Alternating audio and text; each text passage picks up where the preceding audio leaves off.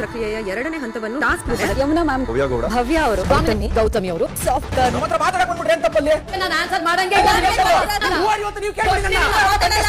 ಹಾಗಾದ್ರೆ ಎಲ್ರಿಗೂ ನಮಸ್ಕಾರ. ಸೊ ಬಿಗ್ ಬಾಸ್ ಸೀಸನ್ 11ರ ಎರಡನೇ ಎಪಿಸೋಡ್ನ ಫಸ್ಟ್ ಪ್ರೋಮೋ ರಿಲೀಸ್ ಮಾಡಿದ್ದಾರೆ. ಸೊ ಈ ಪ್ರೋಮೋದಲ್ಲಿ ನೋಡಿದ್ರೆ ನಿಮ್ಗೆ ಗೊತ್ತಿರೋ ನಿನ್ನೆ ಒಂದು ಎಪಿಸೋಡಲ್ಲಿ ನಾಮಿನೇಷನ್ ಪ್ರಕ್ರಿಯೆ ಕೊನೆಯಲ್ಲಿ ಶುರುವಾಗುತ್ತೆ. ಸೊ ಅದು ಕಂಪ್ಲೀಟ್ ಆಗೋದಿಲ್ಲ, ಇವತ್ತು ಕೂಡ ಒಂದು ನಾಮಿನೇಷನ್ ಪ್ರಕ್ರಿಯೆ ಮುಂದೆ ಕಂಟಿನ್ಯೂ ಆಗುತ್ತೆ. ಸೊ ಅದೇ ರೀತಿಯಲ್ಲಿ ಇವತ್ತಿನ ಒಂದು ನಾಮಿನೇಷನ್ ಪ್ರಕ್ರಿಯೆಗೆ ಒಂದು ಟಾಸ್ಕ್ ಮುಖಾಂತರ ಶುರು ಮಾಡಿದ್ದಾರೆ ಬಿಗ್ ಬಾಸ್ ಅವರು. ಆ್ಯಂಡ್ ಒಂದು ಟಾಸ್ಕ್ ಕೊಟ್ಟಿದ್ದಾರೆ. ಅದು ಟಾಸ್ಕ್ ಏನು ಅಂತಂದರೆ ಏನು ನೀರನ್ನು ಇಟ್ಬಿಟ್ಟು ಒಂದು ಡಬ್ಬದಲ್ಲಿ ನೀರಿಟ್ಟಿದ್ದಾರೆ ಆ್ಯಂಡ್ ಹಗ್ಗ ಕೂಡ ಕಟ್ಕೊಬೇಕಾಗುತ್ತೆ. ಅಲ್ಲಿ ಯಾರು ಸ್ಪರ್ಧೆ ಮಾಡ್ತಾರೆ ಅವರು. ಸೊ ಅವರು ಆ ಹಗ್ಗನ ಕಟ್ಕೊಂಡು ಆ ಡಬ್ಬಿಗೆ ನೀರನ್ನ ದಾಟಿ ಮುಂದೆ ಒಂದು ತ್ರಿಶೂಲ ಥರ ಒಂದು ಏನು ಇಟ್ಟಿದ್ದಾರೆ. ಸೊ ಅದನ್ನು ಯಾರು ಫಸ್ಟು ಎತ್ತಿಡಿತಾರೆ ಸೊ ಅವರು ಈ ಟಾಸ್ಕ್ನ ವಿನ್ ಆಗ್ತಾರೆ. ಮೇ ಬಿ ಈ ಟಾಸ್ಕ್ ಯಾರು ವಿನ್ ಆಗ್ತಾರೆ ಸೊ ಅವರು ಸ್ವರ್ಗದಲ್ಲಿರುವಂಥ ಒಂದು ಕಂಟೆಸ್ಟೆಂಟ್ಗಳಿಗೆ ಒಂದು ಅಧಿಕಾರನ ಕೊಡ್ಬೋದು. ಈ ಒಂದು ಏನಂತಂದರೆ ನಾಮಿನೇಷನ್ ಪ್ರಕ್ರಿಯೆಯಲ್ಲಿ ಸ್ವರ್ಗ ನಿವಾಸಿಗಳಿಗೇ ನಾಮಿನೇಷನ್ ಮಾಡುವಂಥ ಒಂದು ಅಧಿಕಾರ ಮೇ ಬಿ ಅವ್ರಿಗೆ ಕೊಡ್ಬೋದು. ನಿಮ್ಗೆ ಗೊತ್ತಿರೋ ನಿನ್ನೆ ಎಲ್ಲ ನರಕ ನಿವಾಸಿಗಳು ಕೂಡ ನಾಮಿನೇಟ್ ಆಗಿದ್ದಾರೆ.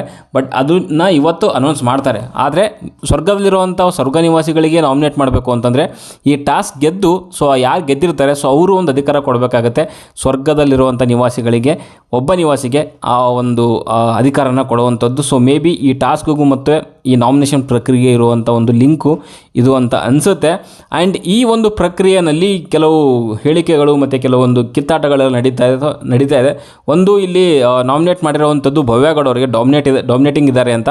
ಆ್ಯಂಡ್ ಇಲ್ಲಿ ಭವ್ಯಗೌಡ ಅವರು ಖಂಡಿತವಾಗ್ಲೂ ಕೆಲವೊಂದೆಲ್ಲ ಹೊರಗಡೆಯಿಂದ ಇಷ್ಟು ವರ್ಷ ನೋಡ್ಕೊಂಡು ಬಂದಿರೋದ್ರಿಂದ ಆ್ಯಂಡ್ ಕಲರ್ಸ್ ಕನ್ನಡದಲ್ಲೇ ಕೆಲಸ ಮಾಡಿರೋದ್ರಿಂದ ಸೊ ಅವ್ರಿಗೆ ಗೊತ್ತಿದೆ ಬಿಗ್ ಬಾಸ್ ಯಾವ ರೀತಿಯಲ್ಲಿ ವರ್ಕ್ ಆಗುತ್ತೆ. ಸೊ ಇಲ್ಲಿ ಬಿಗ್ ಬಾಸ್ ಮನೆ ಒಳಗಡೆ ಹೆಂಗಿರಬೇಕು ಏನಿರಬೇಕು ಅಂತ ಅವರು ಆ ಒಂದು ದೃಷ್ಟಿಕೋನದಿಂದ ಕರೆಕ್ಟಾಗಿ ಮಾಡ್ಕೊಂಡು ಹೋಗ್ತಾ ಇದ್ದಾರೆ. ಬಟ್ ಅಲ್ಲಿ ಕೆಲವರಿಗೆ ಇದು ಡಾಮಿನೇಷನ್ ಅಂತ ಅನ್ನಿಸ್ತಾ ಇದೆ. ಸೊ ಬಟ್ ಆದರೆ ಫಸ್ಟ್ ಡೇ ಆಗಿರೋದ್ರಿಂದ ಸೊ ಅಲ್ಲಿ ಏನಾದರೂ ಒಂದು ರೀಸನ್ ಕೊಡಲೇಬೇಕು. ಬಟ್ ಅದಕ್ಕೋಸ್ಕರ ಒಂದು ನಾಮಿನೇಷನ್ ಪ್ರಕ್ರಿಯೆಯಲ್ಲಿ ಈ ರೀತಿಯ ಒಂದು ಭವ್ಯಗೌಡ ಅವ್ರ ಮೇಲೆ ನಾಮಿನೇಷನ್ ಒಂದು ರೀಸನ್ಗಳು ಬರ್ತಾ ಇದೆ, ಡಾಮಿನೇಟಿಂಗ್ ಇದ್ದಾರೆ ಅಂತ. ಆ್ಯಂಡ್ ಇದಕ್ಕಿಂತ ಹೆಚ್ಚಾಗಿ ಅಲ್ಲಿ ಕಿತ್ತಾಟಕ್ಕೆ ಕಾರಣ ಆಗಿದ್ದೇನು ಅಂತಂದರೆ ಗೌತಮಿ ಜಾಧವ್ ಅವರ ಮೇಲೆ ಒಂದು ನಾಮಿನೇಷನ್ ಪ್ರಕ್ರಿಯೆ ನಡೀತದೆ. ಅದಕ್ಕೆ ಕಾರಣ ಕೊಟ್ಟಿರುವಂಥದ್ದು ಗೌತಮಿ ಜಾಧವ್ ಅವರು ಸೊ ನರಕ ನಿವಾಸಿಗಳ ಜೊತೆಗೆ ಜಾಸ್ತಿ ಒಂದು ಕಾಲ ಕಳೀತಾರೆ. ಸೊ ಅವ್ರ ಜೊತೆಗೆ ಇರ್ತಾರೆ ಆ್ಯಂಡ್ ಅವ್ರ ಮೇಲೆ ಸ್ವಲ್ಪ ಸಾಫ್ಟ್ ಕಾರ್ನರ್ ಇದೆ ಇವರಿಗೆ ಅಂತ ಒಂದು ರೀಸನ್ ಕೊಟ್ಟು ಭವ್ಯಗೌಡ ಆ್ಯಂಡ್ ಯಾಮಿನಿ ಇವರು ಶ್ರೀನಿಧಿ ಅವರು ಸೊ ಯಮುನಾ ಶ್ರೀನಿಧಿ ಅವರು ನಾಮಿನೇಷನ್ ಮಾಡ್ತಾರೆ. ಸೊ ಅಲ್ಲಿ ಸೊ ನರಕ ನಿವಾಸಿಯಾದಂಥ ಶಿಶಿರ್ ಶಾಸ್ತ್ರಿಗೆ ಸ್ವಲ್ಪ ಎಲ್ಲೋ ಬೇಜಾರಾಗುತ್ತೆ. ಸೊ ಅಲ್ಲಿ ವಾದ ವಿವಾದ ಹೋಗಿ ಅದಕ್ಕೆ ಜಗಳಕ್ಕೆ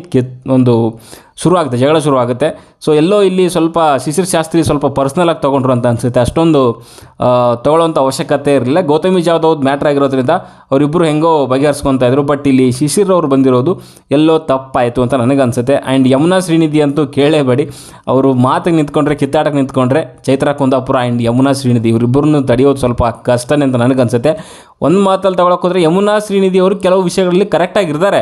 ಬಟ್ ಅದು ಬೇರೆಯವ್ರಿಗೆ ಸರಿ ಇಲ್ಲ ಅನ್ನೋ ರೀತಿಯಲ್ಲಿ ಅನ್ನಿಸುತ್ತೆ. ಬಟ್ ಬಾಯಿ ಸ್ವಲ್ಪ ಜಾಸ್ತಿ ಇದೆ, ಇಲ್ಲ ಅಂತ ಹೇಳ್ತಾ ಇಲ್ಲ. ಬಟ್ ಅಟ್ಲೀಸ್ಟ್ ಅವ್ರು ಹೇಳೋವಂಥ ಕೆಲವೊಂದು ಮಾತುಗಳು ಆ್ಯಂಡ್ ಏನೇ ಇದ್ದಾವೆ ಸೊ ಅದು ಕರೆಕ್ಟಾಗಿ ರೂಲ್ ಪ್ರಕಾರನೇ ಹೇಳಿರ್ತಾರೆ.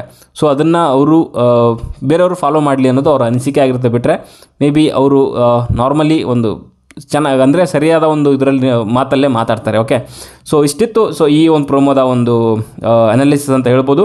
ಸೊ ಇದೇ ರೀತಿಯ ಅನಾಲಿಸಿಸ್ಗೆ ಮತ್ತು ರಿಯಾಕ್ಷನ್ಗಳಿಗೆ ಚಾನಲ್ ಸಬ್ಸ್ಕ್ರೈಬ್ ಮಾಡ್ಕೊಳ್ಳಿ. ಇದೇ ರೀತಿಯ ಅಪ್ಡೇಟ್ಗಳಿಗೆ ಬಿಗ್ ಬಾಸ್ ಸೀಸನ್ 11ರ ಅಪ್ಡೇಟ್ಗಳಿಗಾಗಿ ಚಾನಲ್ ಸಬ್ಸ್ಕ್ರೈಬ್ ಮಾಡ್ಕೊಳ್ಳಿ ಅಂತ ಹೇಳ್ತಾ ಮುಂದಿನ ನೋಡೋದಲ್ಲಿ ಸಿಗೋವರೆಗೂ ಟಾಟಾ, ಬಾಯ್ ಬಾಯ್.